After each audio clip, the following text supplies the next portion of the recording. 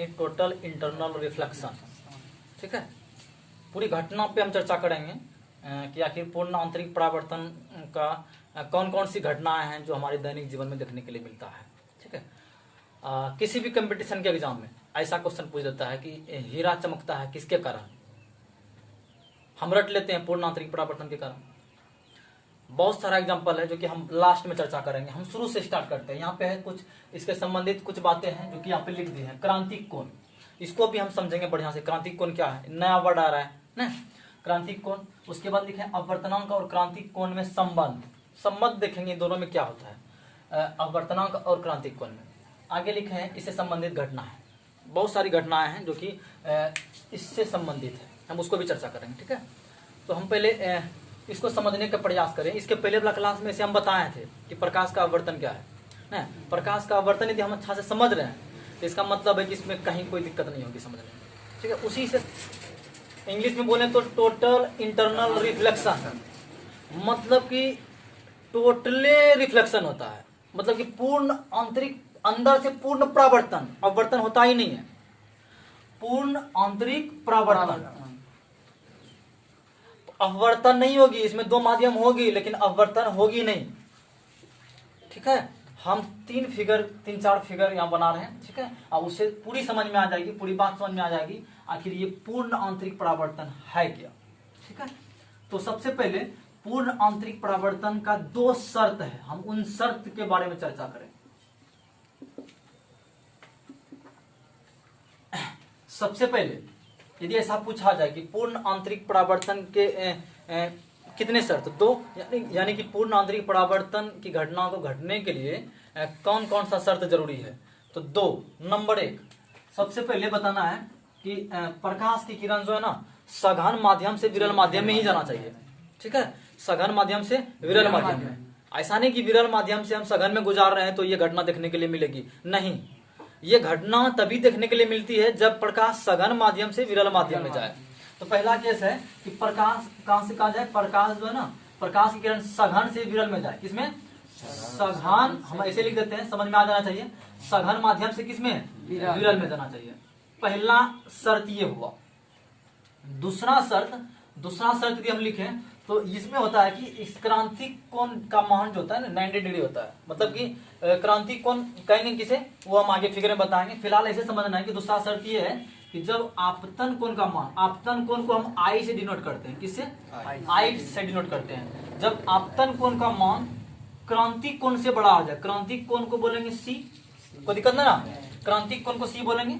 जब आई मतलब आपतन कोण का मान ये क्रांतिक कोण से क्या हो जाए, ज्यादा हो जाए। ठीक है, तभी ये घटनाएं देखने के लिए मिलती है। साफ साफ समझ में आ रहा है ना। सबसे पहली बात है पूर्ण आंतरिक परावर्तन के लिए कितने शर्त जरूरी है, तो बताना है दो शर्त जरूरी है। नंबर एक, प्रकाश की किरण सघन माध्यम से विरल माध्यम में जाना चाहिए। दूसरा ये भी होना चाहिए कि आपतन कोण का मान क्रांतिक कोण से बड़ा होना चाहिए, तभी देखने के लिए मिलेगा। ठीक है, चलते हैं, पूर्ण आंतरिक परावर्तन है क्या।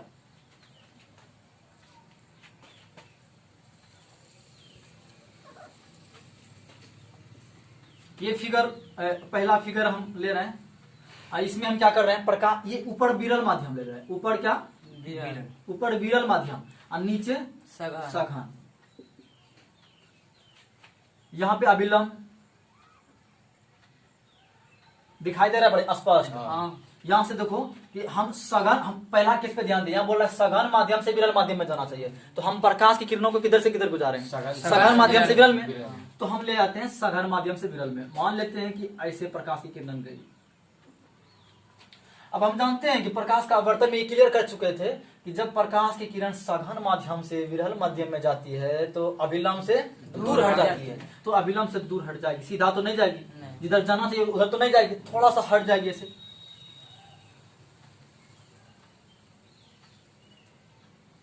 ठीक है, यहाँ पे देख रहे हैं कि थोड़ा सा विचलित हो रही है ये किरण, ये हुआ तुम्हारा अपवर्तित किरण। ठीक है, तो यहाँ पे हम क्या देखें, ये आई है, ये आई का मान, ये आपतन कोण, और ये हुआ अपवर्तन कोण आर से डिनोट करते हैं ना अपवर्तन कोण को, ये हुआ आर।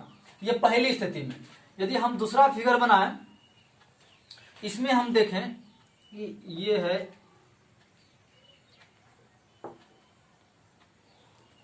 ठीक। इसके ये इसमें अविलंब दे देते हैं तो। अब यहाँ क्या करें, देखो यहाँ पे गौर करना है बात को कि थोड़ा ध्यान देना यहाँ पे। आई का मान जैसे जैसे बढ़ाएंगे ना, आर का मान वैसे वैसे बढ़ेगा। बात समझ में आ रही है? इसको जैसे जैसे ऊपर की ओर ले जाएंगे ये नीचे की ओर आ जाएगा। मतलब आई का मान यदि बढ़ाते हैं इस केस में तो आर का भी मान भी बढ़ता है। बात समझ में आ रही है? चलो थोड़ा सा इसे झुका देते हैं हम, थोड़ा सा इसको झुका दिए, इससे थोड़ा सा ज्यादा झुकाना है। ये है आपतित किरण, तो ये भी थोड़ा सा ऐसे हो जाएगा। ये हो गया अपवर्तित किरण और ये हो गया मेरा आई और ये हो गया आर। मतलब ये आपतन कोण, ये अपवर्तन। कहीं कोई दिक्कत ना है। अब थोड़ा और मेरा विचार है कि और बड़ा कर दे आई को, वो भी देख लेते हैं। नंबर 3 इसमें क्या करते हैं, अविलंब इसमें थोड़ा और बड़ा किया, इससे थोड़ा बड़ा है ना, थोड़ा और बड़ा किए, आई का मान और बड़ा हो गया। इस केस में हम क्या देखते हैं, थोड़ा ये नीचे आ जाएगा, ये थोड़ा और नीचे आ जाएगा और इतना नीचे आ जाएगा कि इसी ऐसा ही होता है। और जब ऐसा हो जाए तो इसका मान कितना डिग्री, 90 डिग्री। आर का मान कितना हो गया यहाँ पे 90 डिग्री। देख रहे हैं ना, जैसे जैसे जैसे आई का मान बढ़ा रहे हैं तो एक कंडीशन ऐसा आएगा कि आर का मान 90 डिग्री हो जाएगा। इसके आगे और हम जाने का प्रयास करें, दिखाई दे रहा है? चलो यहाँ पे हम क्या करें, और थोड़ा सा झुका दिए। देखो इससे और थोड़ा सा मतलब बढ़ाए ना आई का मान। यहाँ पे ये आपतित किरण जब ज्यादा, इससे देखो इससे भी ज्यादा है। एक बात ध्यान देना कि जब आर का मान 90 डिग्री हो जाए तो उस टाइम पे आपतन कोण क्रांति कोण कहलाता है, जिसको कि हमने यहाँ पे लिखा है सबसे पहले नंबर में लिखा है ना। तो क्रांति कोण किसे कहेंगे, हम बोलेंगे कि जब मतलब कि जब अपवर्तन कोण का मान 90 डिग्री हो जाए तब आपतन कोण क्रांति कोण कहलाता है। यानी कि यहाँ पे ये क्रांति कोण है, क्या है, क्रांति कोण। इसको हम सी से डिनोट कर सकते हैं। ये है तुम्हारा क्या, क्रांति कोण। आ रही समझ में? बोलेगा क्रांति कोण किसे कहते हैं, तुम बोलेगा कि वह आपतन कोण, ये आपतन कोण ही है ना, वह आपतन कोण जिसके लिए अपवर्तन कोण का मान 90 डिग्री है, उसको क्या बोलेगा, क्रांति कोण। कोई दिक्कत नहीं ना? चलो अब थोड़ा सा और इसको ऊपर की ओर ले जाए, मतलब कि आई का मान और बढ़ा दें। अब बढ़ाने का मतलब हुआ कि क्रांति कोण से भी ज्यादा कर दें। और हम लिखा है यहाँ पे कि जब क्रांति कोण का मान से ज्यादा हो जाए आपतन कोण का मान, तब ये घटनाएं देखने के लिए मिलती है, पूर्णांतरिक परावर्तन। इसका मतलब यहाँ पे ऐसे ही, अब जब इससे नीचे आएगा तो ऐसे ना आ जाएगा। हुआ कि नहीं हुआ? यहाँ पे total reflection, total internal reflection देखने के लिए मिल रहा है कि नहीं मिल रहा है? प्रकाश की किरण जिस माध्यम में गई उसी माध्यम में लौट गई। ये नीचे वाला माध्यम का नाम हम क्या दे दिए, ये सघन है, और ऊपर वाला माध्यम का नाम विरल। हमने क्या देखा, हमने देखा कि जब यहाँ पे थोड़ा सा इंक्लेशन था, थोड़ा सा मतलब कि एंगल बन रहा था, तो यहाँ पे थोड़ा सा हट के गई, ठीक है। लेकिन यहाँ पे थोड़ा सा ज्यादा आई का मान कर दिया तो आर का मान थोड़ा और बढ़ गया। यहाँ पे उससे भी ज्यादा आई का मान कर दिया तो यहाँ आर का मान 90 डिग्री हो गया। और जिस जगह अपवर्तन कोण का मान 90 डिग्री हो जाए उस जगह आपतन कोण को हम क्या बोलेंगे, क्रांति कोण बोलेंगे। बात क्लियर? अब क्रांति कोण से भी ज्यादा बढ़ा दिया हम, आपतन कोण का मान जो है ना क्रांति कोण से भी ज्यादा हो गया, तो इसका मतलब यहाँ अपवर्तन की घटना नहीं घटेगी, यहाँ पे हो जाएगी पूर्ण आंतरिक परावर्तन, जैसे कि देखने के लिए मिलता है। यही होता है जो हीरा चमकता है, यही घटना घटती है सब में। यही है पूर्ण, यह है पूर्ण आंतरिक परावर्तन। दिखाई दे रहा है? पूर्ण आंतरिक परावर्तन। देखो इसको समझने के लिए सारे बात को समझ में, ये सारे बात समझ में आनी चाहिए, तभी क्लियर होगा, नहीं तो नहीं क्लियर होगा। कोई दिक्कत नहीं। आगे हम चलेंगे अपवर्तनांक और क्रांति कोण में संबंध। हम देखेंगे अपवर्तनांक, जो इसके पहले वाला क्लास में हम बताए थे कि दो चीज बताए थे, एक बताए थे अपवर्तनांक और एक बोले थे हम कि इसमें निरपेक्ष अपवर्तनांक। क्लियर किए थे ना? कि अपवर्तनांक में बोले थे कि अपवर्तनांक बराबर क्या होता है, इसने ले दिया था, इसने ले दिया था अपवर्तनांक म्यू बराबर साइन आई बटे साइन आर, जिसको अपवर्तन का दूसरा नियम बोलते हैं। तो साइन आई बटे साइन आर का मान निकालते हैं तो निकलता है अपवर्तनांक, एक माध्यम के सापेक्ष दूसरे माध्यम का अपवर्तन निकलता है। याद रखना है कि एक माध्यम के सापेक्ष दूसरे माध्यम का अपवर्तनांक निकलता है कैसे, साइन आई बटे साइन आर से।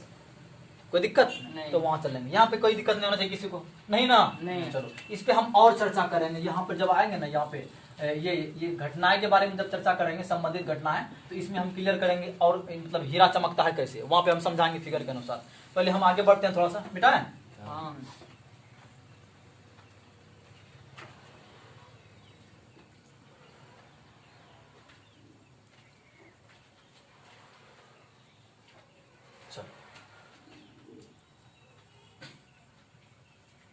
अपवर्तनांक और क्रांतिक कोण में संबंध, जैसा कि हमने देखा यहाँ पे, हमने ऐसा देखा एक केस में कि एक ऐसा कंडीशन आया जैसा जिसमें कि आई का मान थोड़ा सा बढ़ा दिए तो यहाँ पे ऐसे ही गुजरा अपवर्तित किरण, और यहाँ पे आर का मान कितना हो गया 19 डिग्री। और जैसे आर का मान 19 डिग्री हुआ तो आई अब आई नहीं रहा, वो सी हो गया, मतलब क्रांतिक कोण हो गया। ये क्या हो गया, क्रांतिक कोण हो गया। इसको क्या बोलेगा, क्रांतिक कोण। याद रखना है कि नीचे वाला माध्यम को हमने सघन माने थे, क्या माने थे, सघन। और चूंकि प्रकाश की किरण नीचे से ना ऊपर जा रही है, हाँ। तो इसको मान लेंगे मीडियम 1, माध्यम 1, ऊपर जा रही है तो इसको माध्यम मान लेंगे 2। कोई दिक्कत नहीं। तो यहाँ पे हमने क्या यहाँ पे हम लिखाए थे, पहले बताए थे कि साइन आई बटे साइन आर जो निकलता है, साइन आई बटे साइन आर जो निकलता है वो अपवर्तनांक है। लेकिन कैसा अपवर्तनांक, निरपेक्ष अपवर्तनांक नहीं, एक माध्यम के सापेक्ष दूसरे माध्यम का अपवर्तनांक। तो यहाँ है एक माध्यम कौन, ये सघन है, तो सघन मतलब हम ले लेते हैं, जैसे पानी ले लो, पानी, इधर ले लो हवा। कोई दिक्कत है ना, विरल में प्रकाश की चाल ज्यादा होती है, इसलिए इसको क्या मतलब हवा मान लिए, इधर क्या मान लिए, पानी। तो यहाँ पे हम एक माध्यम से दूसरे माध्यम में ले जा रहे हैं, मतलब पानी से हवा किस में जा रही है, वायु में। पानी से मतलब प्रकाश किरण किस में जा रही है, वायु में। तो यानी कि यहाँ पे साइन आई बटे साइन आर का मतलब ये हुआ कि पानी के सापेक्ष वायु का अपवर्तनांक, यानी हवा का अपवर्तनांक। यहाँ वायु लिख देते हैं, हवा नहीं, वायु सही रहेगा। बात समझ में आ रही है, यहाँ पे लिखा गया ना, पहले माध्यम के सापेक्ष दूसरे माध्यम का अपवर्तनांक। इसका मतलब पहले माध्यम कौन है मेरा, पानी है। लिखेंगे पानी के सापेक्ष, पानी के सापेक्ष वायु का अपवर्तनांक, वायु का अपवर्तनांक, वायु का अपवर्तनांक क्या हो जाएगा, साइन आई बटे साइन आर, यही होता है ना। चलो यहाँ पे साइन आई और साइन आर, यदि हम ऐसा लिख दे, हमको पानी का अपवर्तनांक निकालना है, किसका, पानी। हम ऐसा लिखेंगे कि उल्टा के पानी का अपवर्तनांक के लिए लिखेंगे। यहाँ पे लिखा है पानी के सापेक्ष में, पानी के सापेक्ष वायु का अपवर्तनांक, पानी के सापेक्ष में किसका अपवर्तनांक, वायु का अपवर्तनांक। मेरा विचार है कि नहीं, यहाँ वायु, हमको वायु का अपवर्तनांक नहीं, हमको पानी का अपवर्तनांक निकालना है, ठीक है। तो यहाँ क्या लिखेंगे, वायु के सापेक्ष में, क्या लिखेंगे, वायु के सापेक्ष में, वायु के सापेक्ष में पानी का अपवर्तनांक। एकदम बढ़िया से समझना है, पानी का अपवर्तनांक। जब इसको उल्टा दिए तो इसको भी उल्टा देंगे, तो यहाँ क्या हो जाएगा, साइन आर बटे साइन आई। कोई दिक्कत नहीं। अपवर्तनांक को हम म्यू से डिनोट करते हैं, कोई दिक्कत नहीं, म्यू से या एन से कर सकते हैं। तो यहाँ पे हमको देखने के लिए साइन आर, मतलब साइन आर का मान यहाँ पे है साइन 90, और साइन आई मतलब कि आई को हम क्या बोलेंगे, सी। क्या बोलेंगे, सी, साइन सी। दिखाई दे रहा है क्या, दे रहा ना सब स्पष्ट। यानी कि यदि हम इसको ठीक से करें ना, साइन 90 का मान होता है 1, और साइन नीचे में हो जाएगा सी। बात समझ आ रही है, यानी कि अपवर्तनांक बराबर 1 बटे साइन सी। इससे हमको ये पता चलता है, देखो मिटा इसको, देखो यहाँ, इससे हमको पता ये निकला, देखो यहाँ, इससे पता हमको ये चलता है म्यू बराबर साइन 1 बाय साइन सी। देखो यही है रिलेशन, यही हम बताने का प्रयास कर रहे थे, ये दोनों में संबंध क्या है। यदि अपवर्तनांक जिसका ज्यादा है ना, जिसका मतलब है कि उसका क्रांतिक कोण कम होगा। ये म्यू जो है ना साइन सी का इनवर्सली प्रोपोर्शनल है, देख रहे हैं ना, मतलब कि व्युत्क्रमानुपाती, उल्टा है ना, यदि इसका मान बढ़ेगा तो ये घटेगा, इसका मान यदि घटेगा तो ये बढ़ेगा। तो कहने का मतलब हमको ये याद रखना है कि यदि अपवर्तनांक का मान ज्यादा है तो इसका मतलब क्रांतिक कोण का मान कम होगा। ठीक है, समझ में आ रही है बात? हाँ चलो, अब हम चलते हैं उससे संबंधित कौन कौन सी घटनाएं हैं।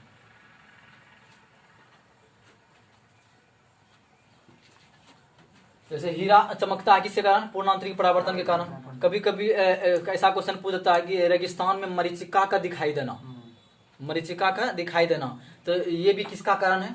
पूर्ण आंतरिक परावर्तन। और पूछेगा एग्जाम में कि कांच जो होता है ना, घिसा हुआ कांच जो होता है उसका भी चमकना, घिसा हुआ जो कांच होता है उसका भी चमकना किसका उदाहरण है? पूर्ण आंतरिक परावर्तन। और एक है, जैसे बोलेगा कि हम गाड़ी पे जब सफर करते हैं, किसी कार पे जब सफर करते हैं तो बहुत लंबी दूर में सड़क पर लगेगा कि पानी तैर रही है, लगेगा कि पानी है, लेकिन हम एक्चुअल में वहां जाते हैं तो लगता है कुछ है ही नहीं, यानी कि हमको भ्रम हो जाती है कि रोड पे बहुत दूर में पानी दिख रही है। ऐसा होता है ना, कभी हम जब कार पे या बाइक पे कैसे भी सफर कर रहे हो तो बहुत दूर में, जब ज्यादा गर्मी का समय हो, अधिकतर ये गर्मी के समय में ही होता है, तो बहुत मतलब बहुत दूर में हमको दिखाई देती है कि वो पानी है, लेकिन वहाँ पानी नहीं रहती है, वो हमको भ्रम होती है। और वो भ्रम किसके कारण उत्पन्न होती है? पूर्ण आंतरिक परावर्तन। ठीक है, तो एक दो तीन एग्जांपल दे दिए। पहला क्या? हीरा चमकदार होता है, किसके कारण चमकता है? पूर्ण आंतरिक परावर्तन के कारण। मरीचिका, रेगिस्तान में मरीचिका दिखाई देता है, मरीचिका का दिखाई देना किसका कारण? पूर्ण आंतरिक परावर्तन के कारण।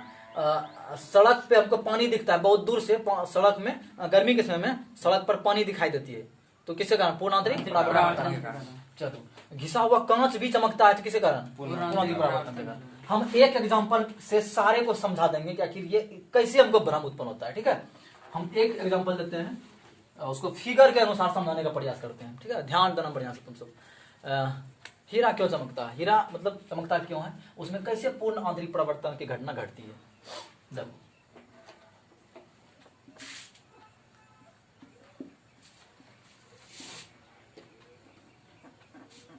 हीरा का चमकना,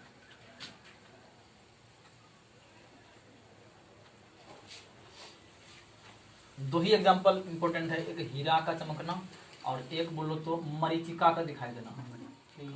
रेगिस्तान में मरीचिका का दिखाई देना।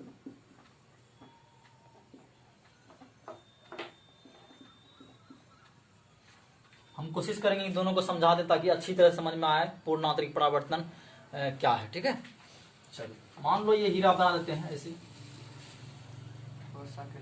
एक क्रिस्टल के रूप में, ये मान लो क्या है? ये हीरा। ठीक है,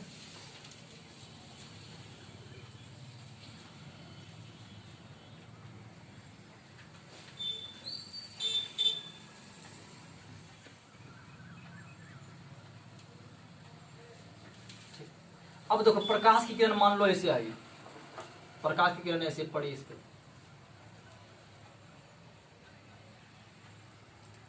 ये आपतित हुआ इस जगह, और जैसे प्रकाश किरण आपतित हुआ तो हीरा तो सघन माध्यम होगा, किसके सापेक्ष? वायु के सापेक्ष। वायु को एक माध्यम और हीरा को हम दूसरा माध्यम मान लें तो यहाँ पे एक सघन माध्यम हो जाएगा, दूसरा विरल माध्यम हो जाएगा। तो सघन माध्यम से जब विरल माध्यम में प्रकाश की किरण आती है तो क्या हो जाती है? अविलंब से दूर भागती है, अविलंब से दूर भागती है। लेकिन हीरा में क्या होता है कि ये अपवर्तन वाली घटना घटती ही नहीं है, अपवर्तन वाली घटना घटती ही नहीं है, यहाँ पे घटती है पूर्ण आंतरिक परावर्तन, जिसके कारण ये प्रकाश किरण इस माध्यम में जेबे नहीं करती है।